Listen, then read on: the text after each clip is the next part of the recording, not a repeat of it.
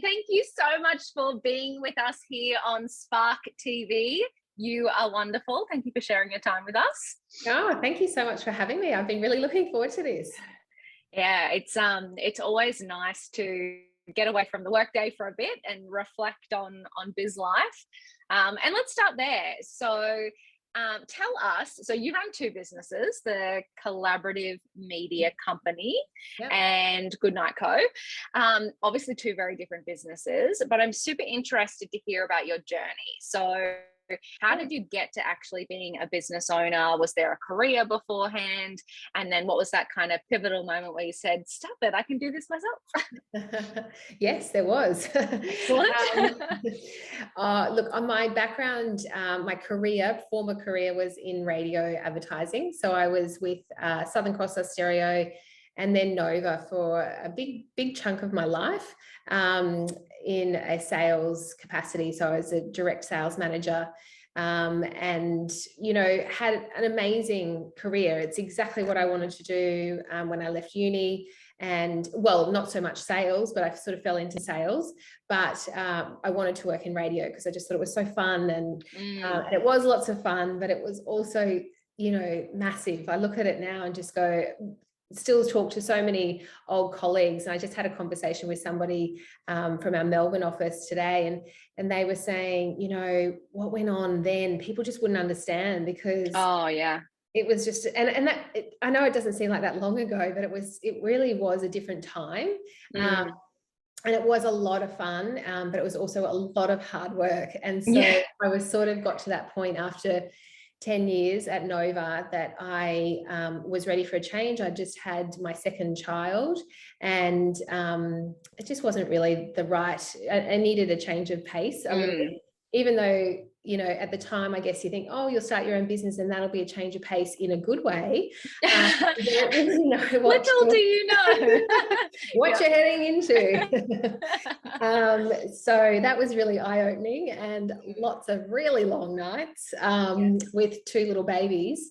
And I was ready for a change. I'd always been entrepreneurial. So I had also, while I was working in radio, I owned a laser hair removal clinic, which was my first foray into business. Oh, I didn't know that. Cool. Yes. And sort of got a bit of a taste for it. And I'm also a marriage celebrant. So I've always looked at doing extra things. And then when I had my second child, sleep's always been really important for me. I'm one of those people that really needs sleep. And if I don't get it, I just don't function properly. Even when I was at uni, I'd be there going, how many hours do I need? Yes, I'd be partying, but I really needed my sleep. So I had to calculate it. And so when I had children, that just was a non-negotiable for me. And so Danielle, my business partner for the Goodnight Co, and I had babies that were the same age. And we just thought we'd add that element of the luxury. So sleep wasn't so big as it is now, 7 years ago.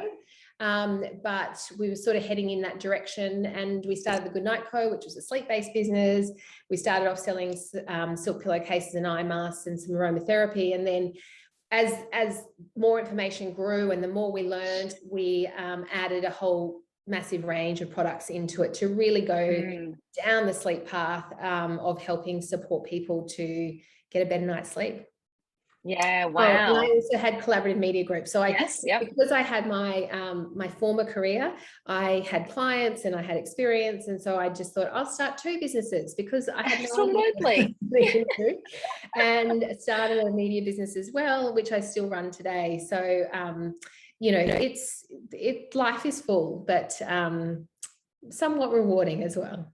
Yeah, amazing. And interesting too, I think. I love the point of I'll just quit my job and do it for myself because, then I can kind of be flexible and work my own hours. And you're like, oh my God, my own hours are all of my hours, 24/7. And I think sometimes as disciplined as you try and be, it's very hard not to even just keep thinking of work all of the time. All of the time. So, as much as I think it's amazing and I love it, if you're somebody who doesn't want to do that, don't start a business. Oh my gosh, I know. And look, it's really interesting. As a founder myself, I really struggle with sleep. There's the 3 a.m. wake ups thinking about, I haven't done that. Oh, that's a great idea. I should do that. And jumping on the phone and doing the bits and pieces. So I'm interested to get your thoughts on sleep and dive a little bit more into that, especially so people watching today are business owners or aspiring business owners. And I know from every conversation I've had with a business owner this year that we are tired. Yes. We are tired and our sleep is suffering. So can you, I don't know, I guess, impart any wisdom on potentially what's going on and what we should be doing to help ourselves out a little bit? Definitely. I mean, I could probably talk about this topic for hours, so I will Yeah. condense it. But sleep is the third pillar of health, and I think that a lot of people don't really understand that.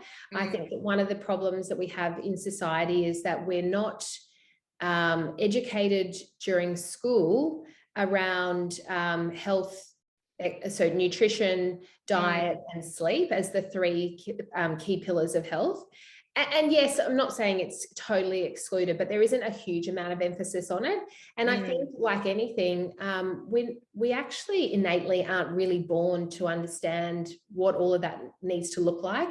And all of those elements are very personalized. As a human being in our body, we are genetically so different. We are not the same. No cookie cutter approach can apply.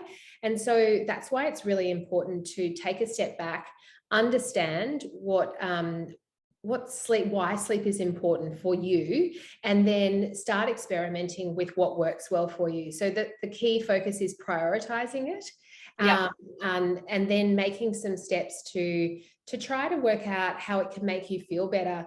I was speaking with a client today, and they were saying that they hadn't really had a huge emphasis on sleep, but they're going down a health kick journey. They've lost 30 kilos in the just this year, which is a lot of weight. And they said that sleep has played such a critical role in that. And he said, I've only just worked it out. And he said, when I'm not getting good sleep, I can't lose weight. He said, so I know now when I really put the priority on sleep, I just lose weight. So he said, yes, there's a diet element and he's exercising more. So there are those elements as well. But he said without the sleep, he really struggles to lose the weight. And that's so I love that though. And that's the critical element to it. And but I think that it's not just for weight loss. It's actually just so that you wake up in the morning feeling great. And also for our and I think like clear, that's the biggest thing for me is if I don't get enough sleep or I've interrupted sleep, I wake up foggy. Like I just everything's out of whack, and those nights where I get a really good sleep, I'm like, oh, okay, I get it, I know what I gotta do, I'm hustling today, it's all is good. And look, it's not going to happen for everyone every night. That's the reality. But if you can aim for it 80% of the time, then I think you're on a great, you're 10 steps ahead of everybody else. And there are lots of things you can do, but there's lots of really simple things. There's also lots of free things that you can do.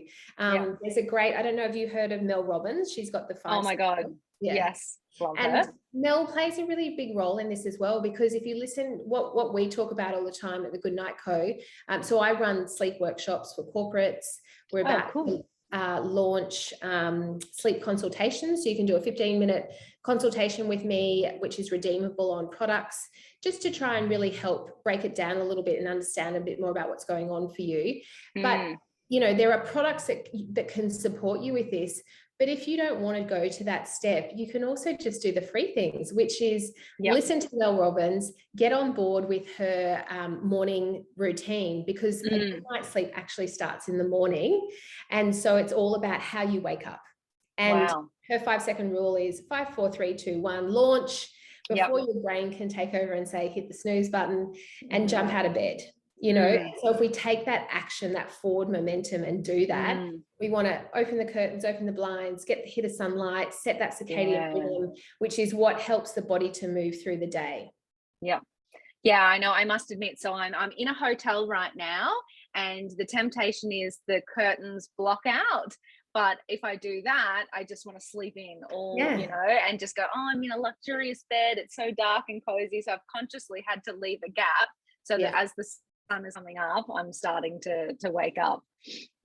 Yeah, and that's key. And then we want to try and remain calm throughout the day. So we break sleep into morning, day, night. So we've got products that support the morning, products that support the daytime, and products that support the night.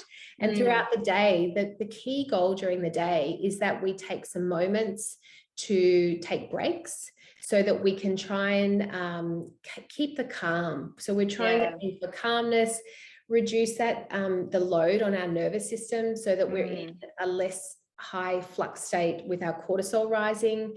So all of these things can really help us when we get to the nighttime.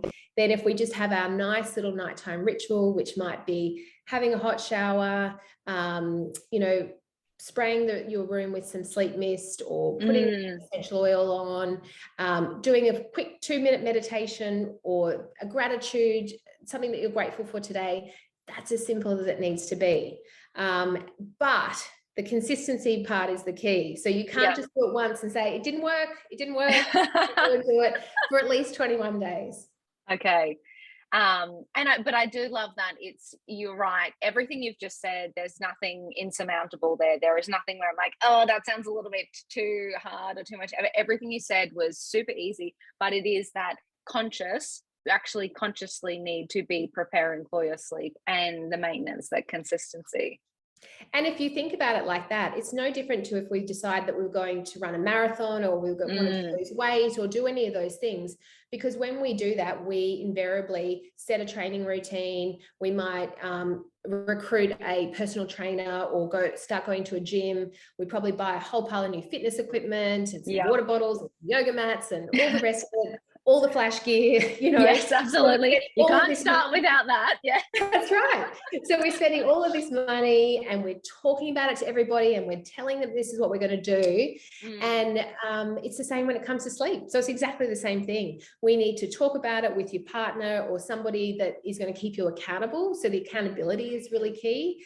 And then put it into action and create it so that it's beautiful. Going to bed should be an amazing experience, because, you know, then your body and your brain is sitting there going, oh, this is what I want to do. Like, I love climbing into bed. It's like, oh, it's the best feeling. So trying to get that positive association is probably important as well. Yeah. Oh gosh, I know. I mean, I must admit, there is nothing like, you know, after a long day, curling up under the covers, isn't there? But you're right. If you think about like, oh, I'm going to have another bad night's sleep, I'll be tossing and turning. If you've got that negative self-talk around sleep, then you're kind of setting yourself up for a bad night's sleep. Yeah. Well, the worry and the stress takes over. So if we look at the connection around, you know, as you said before, where we were talking about this. So fatigue and burnout is so high on the agenda in the corporate environment right now. And we're all feeling it. I'm feeling it. You're feeling it. Yeah. So it's that notion of how stress is the number one culprit when it comes to sleep right now. You know, we've come off the back of this, you know, pretty hairy stage for the last couple of years. Yeah. And you know, people are tired, they are exhausted, and they're kind of just limping to the finish line. And so sleep can really help play a part in that. The trouble when it comes to stress and anxiety is it's like the chicken and egg. Are you not sleeping because you're stressed and anxious, or are you stressed and anxious because you're not sleeping? And sometimes it's both. Yeah. So it is trying to break that connection around that and coming up with some strategies that work for you that help you feel more calm and more relaxed. Oh, I love that. So speaking of, you know, being stressed and anxious, potentially feeling a little bit burnt out, I'm interested to know, and, you know, we talked earlier when we said, you know, oh, I'll just quit and start a new business and it'll be amazing. What was your transition like? Were there some key things that you really had to, I guess, grow and upskill and learn about as a business owner? Were there any kind of key moments or challenges where you went, oh, this was completely unexpected? Yes, I would say that came down to zero and our financial side of things. When things hadn't been journaled properly for 12 months and we had to pay somebody to come in and really sort our books out. Yes. So it's one of those boring things that you put to the bottom of the list, isn't it? Yeah, it's not high on my agenda ever. And not my skill set.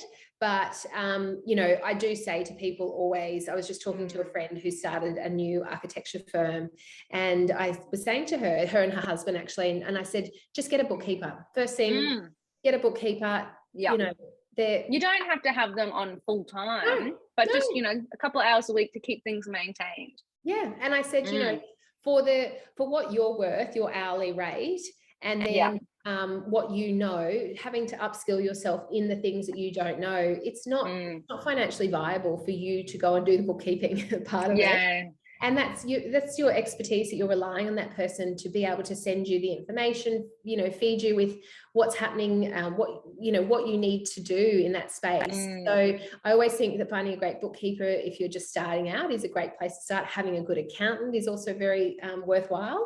Yes. And then just making sure that I think you spoke about it before as well, Danielle, around community. And you know, it doesn't really matter what business, I think it doesn't matter what business that you're going into, you need a community, whether that's part of your business or for you. So community probably is a key part. I love that so much. So I'm absolutely obsessed with community at the moment. I really think it's going to be the way of the future, no matter what industry you're in, especially as we, you know, hear more about Web3 and the metaverse. Like, it's all based around communities and them gathering online. And I think you're right. And even like a bit of self-reflection, one of the things I notice is when I stop talking to other people, I really struggle. Like, I really you know, I'm not confident in my decisions. I second guess myself. And then I'm like, you know what? You need to just like book 3 meetings with 3 other business owners that you know, and just verbal diarrhea. And I do. And then I'm like, look, this is what I'm doing. This is what I'm thinking. This is what's happening. This is the challenges. Am I being crazy? And invariably, you're not. You just need to say words out loud. So surrounding yourself with your people is such a good idea. Yeah. And I think, and it's for you as your community, and then in your business, who is that community as well, and nurturing those. Yeah, absolutely. And I think, you know, as business owners, it's super important to understand that as the CEO or the founder, you're not always going to be able to talk to your employees about every issue, and you want to protect them from the actual business owning. So having kind of peers that you can go to in that community is super important. I totally agree. Yeah, absolutely. So what then do you do? So obviously we've talked about sleep. Is sleep the be all and end all for you, or do you have ways of juggling everything? I mean, you've got 2 businesses. There might be wind of a third. There's a family at home. There's, you know, a personal life. Like, how do you juggle everything, manage everything, and actually stay sane during the process? In the early days, I was very guilty. I don't know, in reflection, sometimes I don't know how I did it. When I had babies, like my children are born 15 months apart, and you know, I look back and I go, I had babies and I used to stay up and really late and work, and I was so excited, and I look at it now and I think, how did I do that? Because I am in bed 9:30. Yeah. I know. I'm like, where was that youthful energy gone? And I think as we move through, I was doing a podcast yesterday with a naturopath, Matt Legg, and he is just phenomenal. He owned ATP Science. Cool. What are they? Supplement brand. And he's just a great guy. And we were talking about cycling through the seasons, but also through stages. And so we're talking, that was more in reference to seasonally buying fresh produce and how important that is. But it also comes back to cycling through our stages of life as well. And I think that as we move into different stages, particularly as females, it's understanding where we're at and really honoring that. And I think that when I do reflect and I look, well, then I was in my early 30s and now I'm in my early 40s. It's a really big difference. And I hate to say it, but it's, you know, I'm getting older, and I'm not saying that I'm old, I'm just getting older. And I think it's also acknowledging that and understanding where you're at and where you can push your boundaries. And I think for me, coming out of a really busy I used to go out 3 or 4 times a week, and then I would be out on weekends because that was part of my job. I say no a lot because I actually really love being at home, and I really love being with, I have a really busy family life as well. And so I really enjoy that. And I think that it's putting up your boundaries, knowing where your boundaries are is critical. And that's whether that's the personal space around you, with your employees, with your clients, peers, whoever that is, and understanding what you want and being able to say no is really important, I think. Yeah, I love that so much because, one of the things I hear from business owners is the comparisonitis, looking at other people's Instagram journeys and kind of going, oh my God, I'm not hustling, I'm not up at 5 a.m. going for a run, or I'm not doing this, or I'm not doing that. And I think that it's almost a little bit toxic, the energy around being a business owner and the standards that you hold yourself to. I love the idea that we're moving towards, more of an aligned feeling, more of an understanding of where we're at, what we want our business to even look like. I have this hatred for people that post about being 5-figure, 6-figure, 7-figure, 8-figure. I'm like, because it's different for everybody, right? Not having a 7-figure business doesn't mean you're a failure, but having a business that, aligns to the life that you want to live is absolutely assessed and absolutely fantastic. So I do love that idea then of self-reflection and understanding where you are at in your life and your life journey, and having the business aligned to that. Yeah. And I think it's understanding what your values are and what's important to you. Yes. And so it's how old are your children, and do you need to be there for them as well? And where do you fit things in? And if they don't get done, well, then they don't get done. And, so who are the people around you that are asking for the things to be done? And can you push back? And, you own the business. So what does that look like for you? And so it is setting those really clear boundaries. And sometimes that's tricky, I know, because I have investors, and there are lots of pressures and demands from different people at certain times. But at the end of the day, it's your business. So, oh my God, totally. Yeah. I love that so much. There was once a time with Scrunch where I was like super unhappy, if I'm being honest. And I was like, oh my God, you're an idiot. You're the boss. You're the one that gets to change things. Yes. So I do love that. It is that you are the boss of your own life, of your own business. So actually take that time to sit down and map out what it would look like if it felt amazing for you. Yeah, I think that's critical. And I also look at it, I think that I sit in a Gen X category. And I think if we're looking at, the different generations that sit underneath me, and a lot of those make up my workforce. And I think it's also really tuning into that we are different. Totally. And where we have come from and what we've done is very different to what is here now, and how do we make that work as well. There's so much talk at the moment, I'm sure you've seen, with Smack Bang Designs have gone to a 4-day work week, paying their staff their full salary. And then there was an article in Daily Oz yesterday that they're doing a trial in New Zealand, UK, and then Australia and New Zealand. I think it's 3,000 companies to go to a 4-day work week. What does all of this look like for business as well? Because for me, I love that.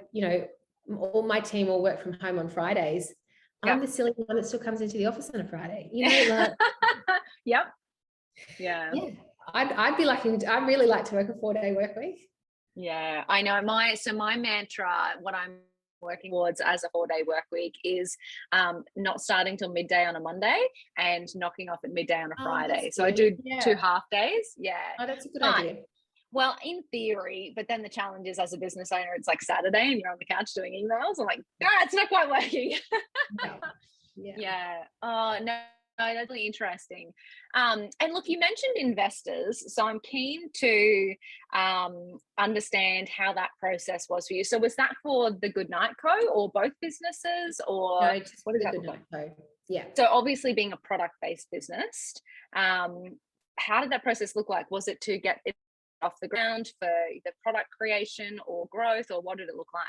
Yeah, it was more for scale. So it was, I can't remember dates exactly, but I think we were probably 18 months into the business, and things were going really well, and we just needed some extra funds to scale from a product point of view. So and a marketing and advertising point of view, I guess, at that point as well. So we took on 3 minority shareholders. And yeah, it's been an interesting process. You know, there are pros and cons.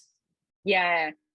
So we've got we've done 5 rounds of investment for Scrunch, but I'm now at the point where I'm like, never again.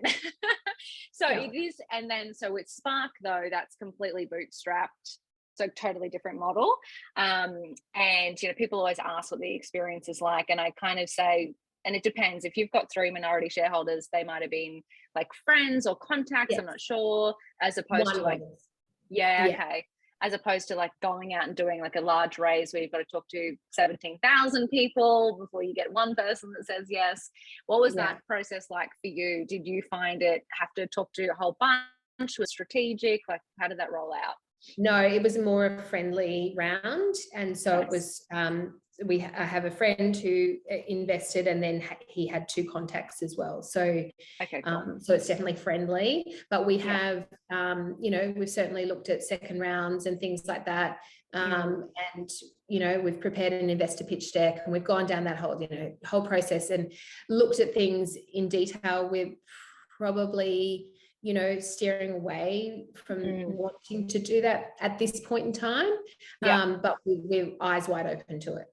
Yeah. Well, it's interesting now because there's a few options now, you know, obviously a lot of options. You know, there's like traditional investment for equity, there's crowdfunding now where your customers invest in you, and you know, and then the debt equity funding crowdfunding. A lot. So I was at a Naturally Good Business Summit last Friday, and it was really interesting, and that was a big topic of conversation. And they had an equity crowdfunding company there talking, and Etique, which is that brand, is spelled ETHIQUE. They're a really big sustainable. They call themselves now a regenerative beauty brand. I think they're in 20 countries, and they've got the beauty bars and shampoos and things like that. And she did a crowdfunding capital raise. So it was interesting listening to her experience with that, which were customers. And then there was the other brand, I can't remember the name of it. He's got the little tablets that you dissolve into the water to give you the soap. Oh yeah. Oh God, I don't know. Anyway, it's got a quirky name. Anyway, so he was there, and he was talking about his experience because his was through an equity crowdfunding company, and then they were talking about debt funding. And I was sitting next to somebody from a capital company, you know, so there was a lot of conversation going on about it, and everybody's got different stories and different experiences. And I definitely feel from when we've been talking about it in the last couple of years, a lot has changed. As you say, a lot more options are available. Yeah, definitely. And I think it's like, I love that, because a lot of times in the media, we just see the headlines for the so-and-so raised $10 million or 100 million and then the next unicorn. And I feel like sometimes it makes us feel like if we're not doing that, we're not successful. Whereas, you know, companies that bootstrap, you know, sometimes are more profitable than the old unicorn that raised $100 million. Or, you know, going out to your customers, if you have built that epic community, going out to your customers and doing it that way. I've seen those. I follow a few of the companies. I've seen those like sell out like overnight because that's how strong their community is. So the hand washing one, I think he did it or actually the hand washing one, I think he did in 3 days. And then Etique, I think she did it in 90 minutes. Wow, that's incredible. Like, so my experience, traditional capital raising has been like 6 months, you know, like 6 months of slog. And then you look at that and you're like, wow, powerful community, like 90 days or 90 minutes or 3 days. Or I'm like, wow, that is incredible. I think it's all about what you want, doing a lot of research, understanding what you want out of it, understanding what control you're prepared to give away as well. Yeah, definitely. That is definitely a key factor. I was actually having a conversation with a founder yesterday around, different companies in Australia, and I was a bit surprised about how little some of the founders own now. And I was like, oh, that's a bit sad, when you're kind of losing control, and this baby that you've built is, now almost like a job rather than being your business. So you do really have to.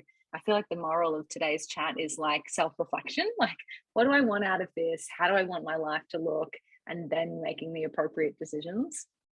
And not to sound doom and gloom, but we're only here for a really short time. So it's kind of like, and I think being able to make quick decisions as well is important. If something is not working or it's not enjoyable, then you just need to change it.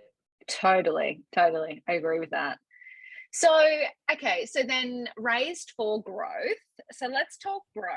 And obviously got the media business as well. So, and you've got the marketing background, the sales background. So I, feel like sales, marketing, growth is in your wheelhouse. As a new business owner, so someone who's listening who, is just getting into it and kind of right in that phase of trying everything. And any thoughts on how to create a growth strategy, when you are just starting out and you really kind of have no idea what's going to work for you long term? Yeah. It's a tricky one, isn't it? But I think that in reflection, I think that trial and error is great, but you also need to be following somewhat of a plan. So I think that there needs to be a really clear goal of what is the outcome, why are you doing this, what is the purpose, who are your customers, because who's going to be your community. I think the two key points for business these days, and there was obviously at this Natural Business Summit last week, there was a lot of conversation around, is it business with a purpose, or what are you doing? Where is the sustainability element in it? So it depends on what sort of business you're running, obviously. But I feel that the two key points are messaging and community. So getting really, really clear about your messaging. And again, I keep saying community, but who is your community? And I think when you get really clear about those 2 points, I almost feel like you can't do a business if you're not clear about those 2 points. And I say that through experience. I'm not saying it it's through experience of working that out. It's taken me a long time. And to try and save some of that heartache for people that are starting out, I think that if you can get to that point really quickly, then you're probably going to be way ahead of anybody else. Totally. And I could not agree with that more, right? So if you know who your people are, you know who your community is, you know who your customers will be, you want them landing on a website or on your socials or on any point of contact where you are super clear, right? That's like step 1 or 2. It's, you need the right people to see the right message at the right time. And taking the time to sit back and actually understand that. I mean, I love it because I'm actually going through that process with Scrunch, because we've kind of pivoted a little bit this year. Actually taking that time to sit down and go, okay, hold on. What's different now? Like, what value do we actually provide? What problem do we solve? And how do we say it in a way that connects with this person now? It's a little bit different than who we used to market to. How do we say it in a way where they just see that one sentence and they get it? And that is actually hard. It is hard work. It is many iterations.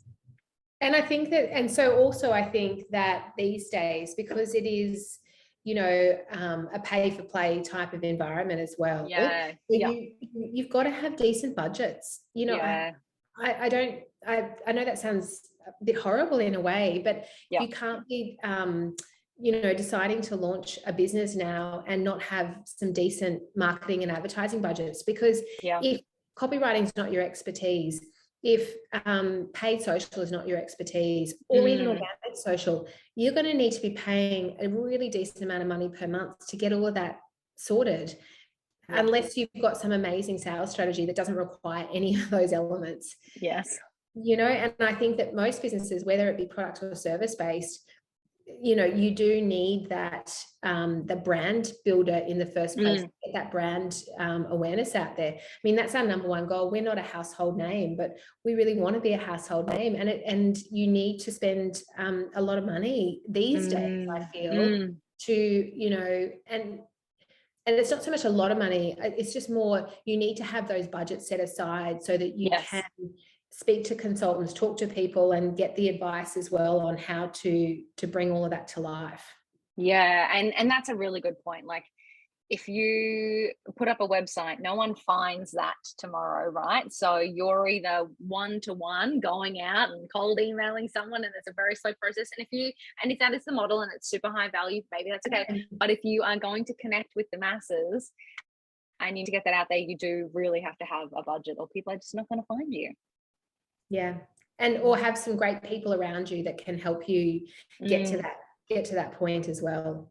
And I think that that's where the community element comes in. So if you don't have massive budgets, if you can build a great community through you know, Facebook community, or any type of you know, program like that, then I think that that's going to really help as well. You know, there's such a great, I love listening to a lot of Jenna Kutcher's podcasts and all of her blogs and things like that, because I think she gives away so much excellent free advice. And one of her big key strategies is around using a podcast and a closed Facebook community group. And I think that's a really lovely way to build community if you are on a really tight budget as well. Yeah, and I love that too, because, you know, that there, in case in point, is the example of, she's obviously provided value, and now we're out here talking about her amazing community, right? And just free promo. So that's right. Yeah, it's amazing. Well, look, you are absolutely wonderful. Thank you for spending your evening with us on Spark TV and giving up all of your amazing wisdom and sharing your story. So I guess to close it out, if there might be one piece of wisdom that you would share with a female founder who's in the trenches right now, what would it be? I think it's about having, whilst you might be in the trenches and you're in that feeling of a bit of doom and gloom, maybe, is really trying to find the spark that you're talking about, Danielle. And it's like, what is the joy? Remembering why you've done what you've done, and trying to bring that fun and energy back into it. Because, you know, if you are on your journey to building a business, that is massive. It is such a huge step. And I think that there are so many amazing, particularly females out there doing it. And like you said, we're all here to help support each other and be collaborative, as opposed to fighting for, you know, your piece of the share. And the more collaborative that we can be together, the more that we can just grow collectively as a universe. And I think finding and remembering that little spark about why you did it and bringing that back into your day can make such a big difference. Incredible. Thank you so much. That is absolutely spot on. I'm so grateful that you spent your time with us and shared your wisdom. So thank you. Cheers for coming. Thanks, Danielle. Thanks so much for inviting me. It was lovely to connect. Of course.